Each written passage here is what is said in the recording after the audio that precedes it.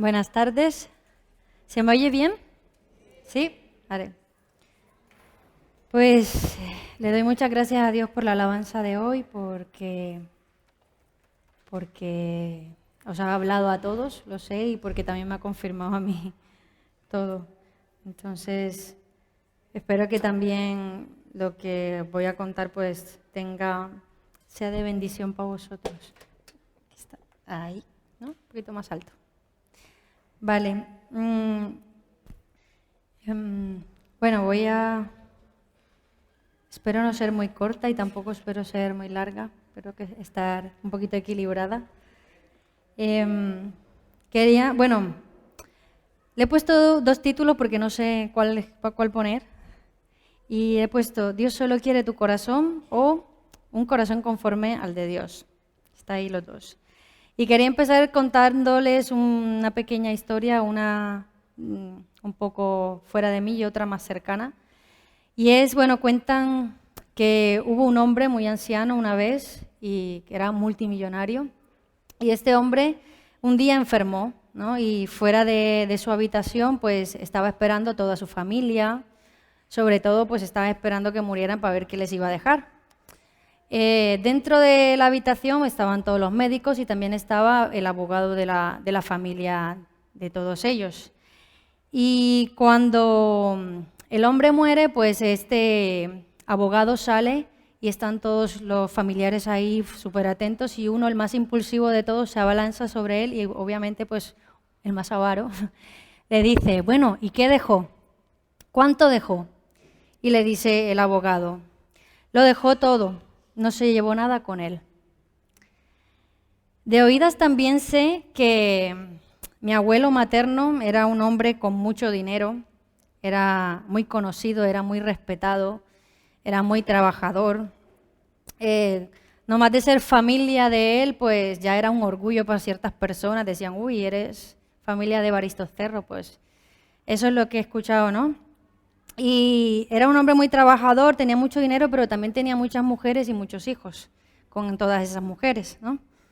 Él estaba enfermo, ¿no? Y cuando enfermó bastante mal, bastante grave, pues uno de sus hijos se encargó, o varios de sus hijos se encargaron de que el dinero o la herencia le quedara solo a ellos y que no le quedara a otros hijos que tenía con otras mujeres, ¿no? Se quedaron ellos con ese dinero. Y ellos y los demás pues que no tuvieran nada. En sus últimos días, resulta que terminó cuidándolo uno de sus hijos que no recibió nada ni heredó nada de él. Fue ese el que lo cuidó y se quedó ahí con él. Más exactamente fue una hija de él, a la que él no pudo cuidar mucho porque él siempre estuvo trabajando, siempre estuvo con sus otros hijos, siempre estuvo con otras mujeres, a la que él nunca le dio un abrazo, y estoy hablando de mi madre, ¿no?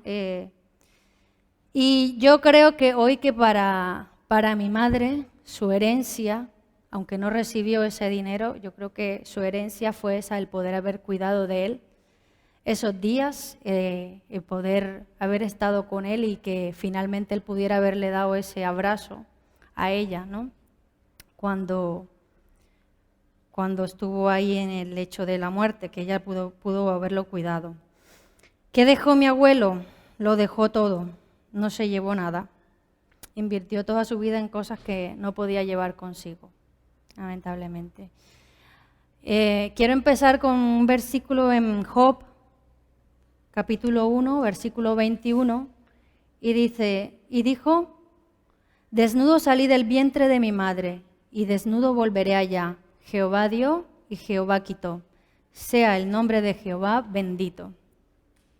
Es increíble cómo en ese momento Job, en ese momento podemos decir de agonía, porque es cuando le llega una de las últimas noticias que quizás la más dolorosa, cuando le dicen que todos sus hijos han muerto de repente, de golpe, por un viento que llegó y rompió de las 4 paredes de la casa donde estaban todos sus hijos y cayó sobre él, sobre sus hijos, todos sus hijos absolutamente, y todos ellos murieron, ¿no?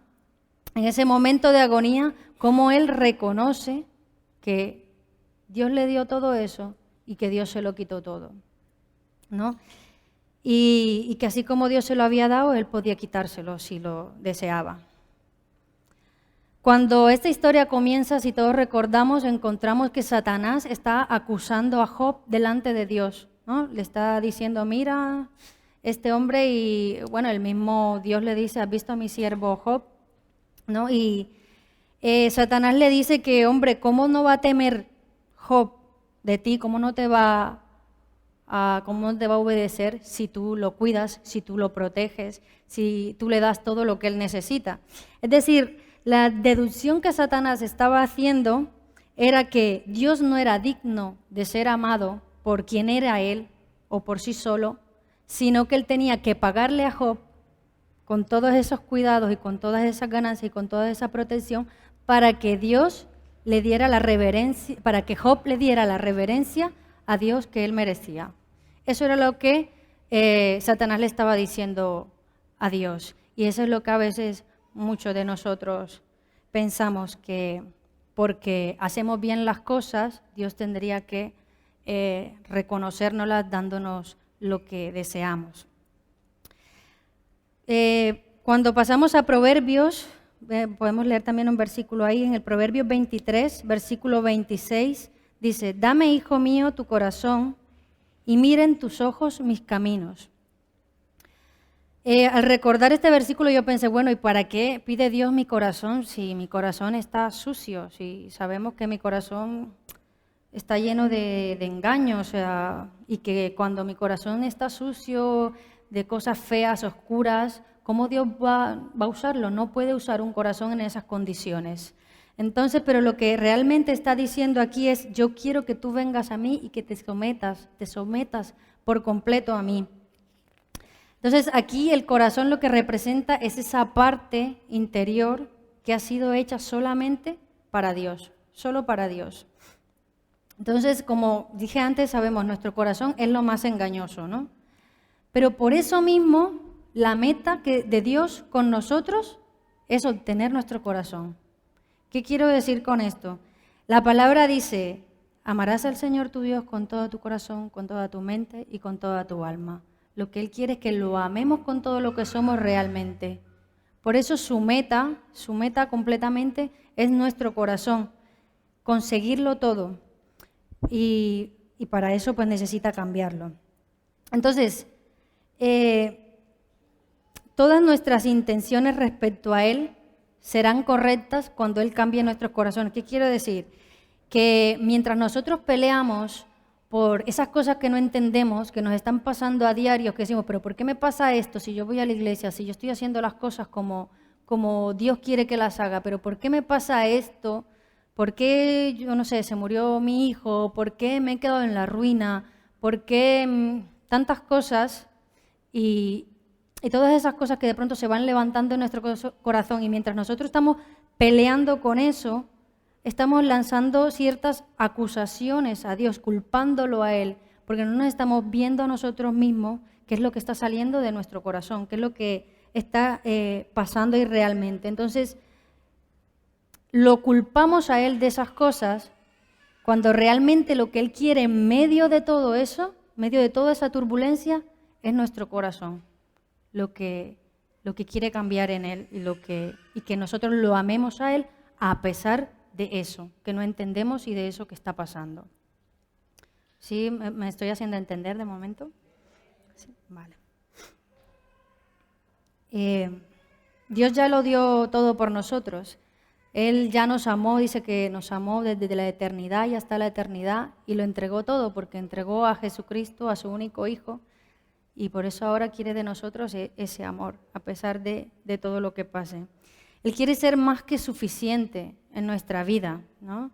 Cuando estemos llorando, cuando estemos clamando por no entender la situación que nos está pasando, aún ahí que estemos convencidos de que Él es todo lo que necesitamos. Y sé que esto no es fácil. Yo no estoy hablando porque diga que es lo más fácil del mundo, ¿no? Pero eso es lo que Él espera de nosotros, que estemos pasando por donde estemos pasando y no entendamos lo que está sucediendo, que sepamos y confiemos en que su amor por nosotros no cambia ni cambiará nunca, que Él es lo único que necesitamos y que Él es suficiente en esos momentos para sostenernos, para restaurarnos, para levantarnos, para animarnos, para mostrarnos el camino a seguir y seguir adelante con Él, ¿no? Porque Él siempre está al control de las aguas, aunque Satanás sea el que provocó la tempestad y la tormenta. ¿Quién es el rey? ¿Quién es el que controla las aguas? ¿Quién es el dueño? ¿Quién las creó? ¿Quién las formó? Él. Entonces nuestra confianza debe estar en Él, porque Él es nuestro refugio, Él es nuestro guardador, el guardador de nuestra vida, y Él lo controla todo, aun cuando pareciera que no. Y ahí es cuando, si nosotros empezamos a amarlo, y permitimos que Él cambie nuestro corazón, vamos a ver cómo a pesar de todo lo feo, Él está ahí al control de todo.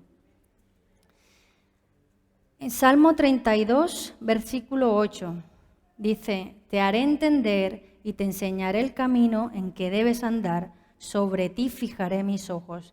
Ese versículo lo recibí, o Dios me lo dio, casi que recién convertida. Y lo escuché aquí en España la primera vez que vine a la iglesia pequeñita, cuando estábamos en la otra iglesia, y justo iba entrando a esa iglesia y Loida lo estaba leyendo. Y fue como una de las confirmaciones de que este era el lugar en donde yo me tenía que quedar, ¿no? Con el tiempo, sí, Dios me ha hecho entender el camino, ¿no? Y me he ido dando cuenta cómo debo ir por ese camino que debía andar. Aunque no entendía el porqué, aunque no entendía por qué ese camino y no el que yo había pensado, yo había planeado un camino, vamos, perfecto para mi mente, para mi familia, para todo. Yo había planeado un camino y lo tenía ya y preparado, y yo me había preparado para ese camino. Pero cuando llegué aquí y le dije a Él que estaba dispuesta, pues Él empezó a hacerme entender el camino que yo tenía que andar, ¿no? Y volvemos a Job cuando él dice: desnudo he venido y desnudo me iré. Y es increíble cómo el mundo está detalladamente preparado para vestirnos de muchas cosas. Y no me refiero a la ropa. Nos viste cada día de cosas que creemos que son completamente necesarias para nosotros. Necesitamos un coche, necesitamos una casa, yo tengo que tener esto, porque es que si esto no... Y al fin y al cabo son tantas cosas con las que creemos que necesitamos vestirnos, y que luego creemos que nos terminaremos llevando, pero que al final no servirá de nada, ¿no? Y se terminan convirtiendo en excusas para no hacer lo bueno. Y a veces le ponemos esas excusas a Dios: si yo no tengo esto, si yo no me visto de esto, y no me refiero a la ropa, si yo no tengo esto, no puedo servirte, Señor, no puedo hacer las cosas que tú estás esperando que yo haga, que no entiendes por dónde estoy pasando, que yo necesito estar de esta forma, yo necesito estar bien, no te puedo servir así. Entonces, muchas veces esas cosas se convierten en una excusa. Yo crecí con la convicción y la ideología de que yo tenía que ser alguien en la vida. Provengo de una cultura que tú tienes que prepararte para ser alguien en la vida, ¿no? ¿Qué significa ser alguien en la vida? Pues significa que tienes que usar todo lo que tengas a tu alcance para poder adquirir un valor y ser alguien, pero ya no para ti, sino para el mundo. Entonces, ¿cómo me preparé yo para ser alguien? Pues el camino que yo tomé, la preparación que yo tomé, pues estudié inglés, pues estudié francés, estudié ingeniería, hice un máster aquí y fueron unos cuantos años, ¿no? Pero si eso me daba valor para ser alguien en el mundo, eso no era necesario para ser quien Dios quería que yo fuera. Y de eso me fui dando cuenta aquí, ¿no? Y mucho menos para ser alguien que lo amara a Él con todo el corazón, con toda la mente y con toda su alma. Para mí no. Eso no me preparó para eso. Me preparó para el mundo, pero no podía hacer lo otro. Entonces, para mí fue necesario desprenderme de todo eso, y Dios lo ha permitido así durante todos los años que llevo viviendo aquí en España, para hacerme entender que el camino que debo andar es en el que Él es el suficiente para mí y no el que yo creía que tenía que preparar. o el que los demás creían que yo tenía que andar. Yo también he pasado esos momentos como algunos de vosotros, no como Job, no como José, ¿no?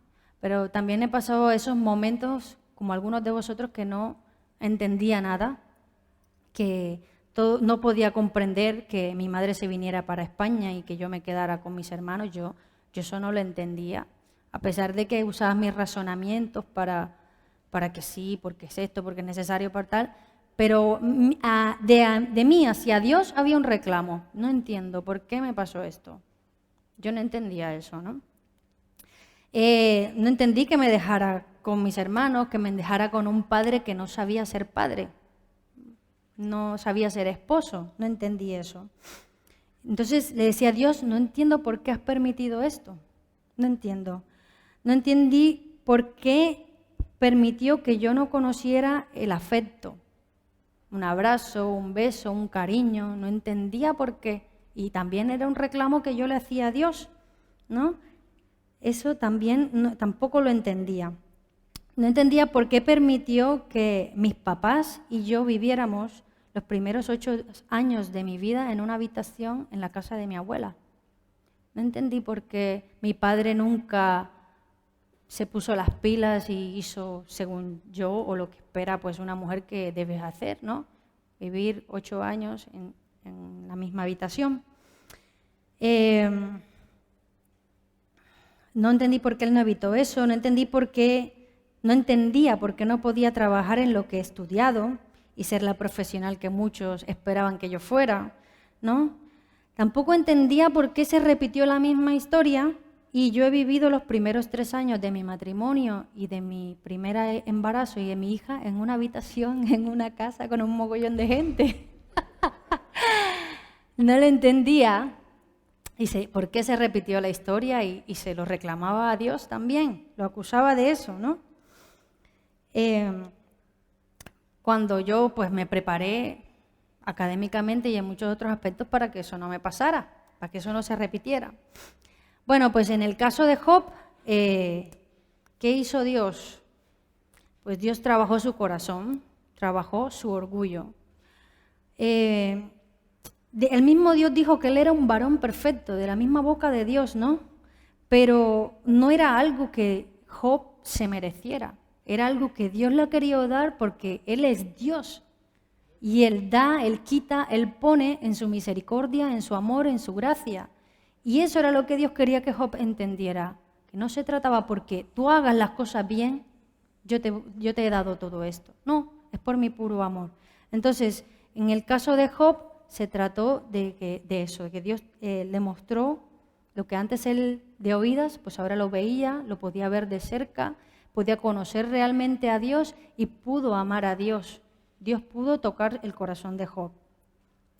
¿El mal y la desgracia vino de Dios? No. Él permitió que Satanás le tocara, ¿no? Y quitara todo, porque al final iba pues a usar eso para bien. Al final iba a usar eso para cambiar la vida de Job, para que Job le conociera de una manera distinta, ¿no? En mi caso, también ha permitido que todas esas cosas sucedan para bien mío, para Dios cambiar mi corazón, la manera en como yo veía las cosas, y creo que si muchas de esas cosas no hubieran pasado, pues Dios no hubiera tratado con mi corazón. Dios no hubiera cambiado algunas cosas. Hay unas cosas que sí he entendido. Hay otras cosas que aún no las entiendo. Aún no sé por qué han pasado, ¿no? Pero ya no me hace falta entender por qué han pasado porque yo he obtenido mi recompensa, por decirlo de alguna manera, mi porción, que ha sido Dios. El conocer una parte más de Él y que Él cambie una parte más de mi corazón. Una parte más de mi corazón sea más libre, ¿no? Entonces, por eso ya esas cosas ya no me interesa saber el por qué. Ya me las contará Él en el cielo si quiere, porque lo hizo de esa manera. Nosotros como cristianos, cuando nos convertimos, nos dicen o nos enseñan que tenemos que buscar la voluntad perfecta de Dios, ¿no? Y que no debemos salirnos y debemos vivir en la voluntad perfecta de Dios. Y su voluntad se basa en su palabra. ahí la tenemos. La voluntad de Dios está en su palabra. ¿Quieres saber la voluntad de Dios? Está en su palabra, ¿no? Y que las decisiones que estamos llamados a tomar, porque Él nos dio un libre albedrío para tomar decisiones y somos responsables de esas decisiones que tomamos, pues esas decisiones que estamos llamados a tomar no deben ir en contra, no deben contradecir su palabra y los planes de amor que Él tiene con nosotros, ¿vale? Pero si tomamos una decisión que contradiga su voluntad, es decir, que contradiga su palabra, entonces sí viviremos las consecuencias de esa decisión que hemos tomado.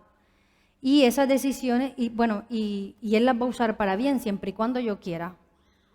Entonces, por eso digo que algunas de esas cosas que no entendía, las entendí, y otras, pues no. Algunas también simplemente fueron consecuencias de muchas decisiones por contradecir la voluntad de Dios. Esto lo afirma en Romanos 8, 28, y dice, y sabemos que a los que aman a Dios, todas las cosas les ayudan a bien.